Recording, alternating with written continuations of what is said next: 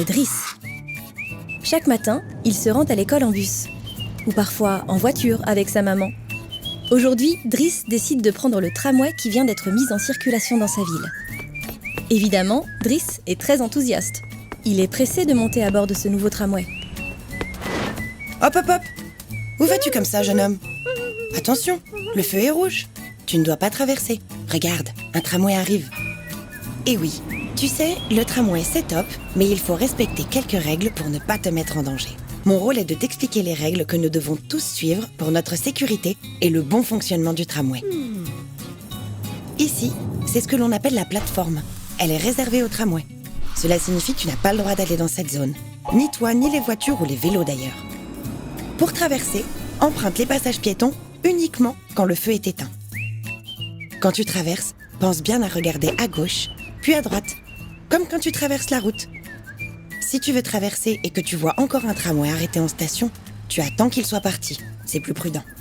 Et attention, un tramway peut en cacher un autre, surtout que le tramway est très silencieux. Donc si tu es au téléphone ou que tu écoutes de la musique, sois encore plus vigilant.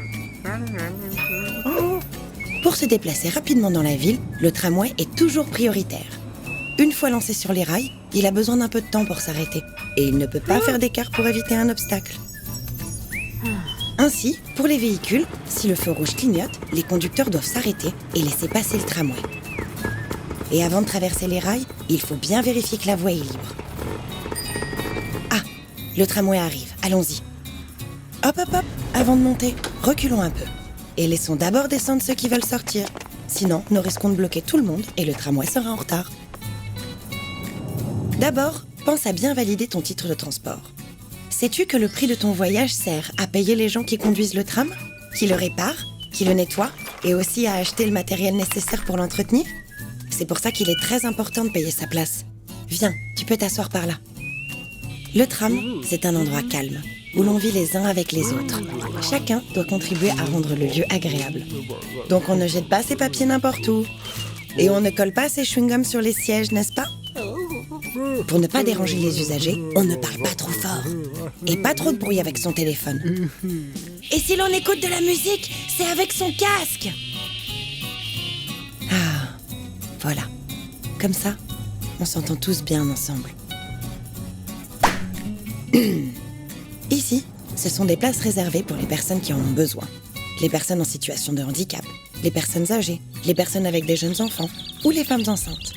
Tu peux t'y asseoir quand elles sont vides, mais par politesse, il faut bien laisser ta place si quelqu'un en a besoin. Tu l'as compris, lorsque tu te déplaces en ville, tu dois faire attention aux autres. À pied, à vélo, en voiture ou dans les transports en commun, nous devons tous être attentifs et respecter des règles de conduite. Et voilà, tu connais toutes les règles maintenant. Moi, je vais descendre là. Au revoir, Driss. À bientôt.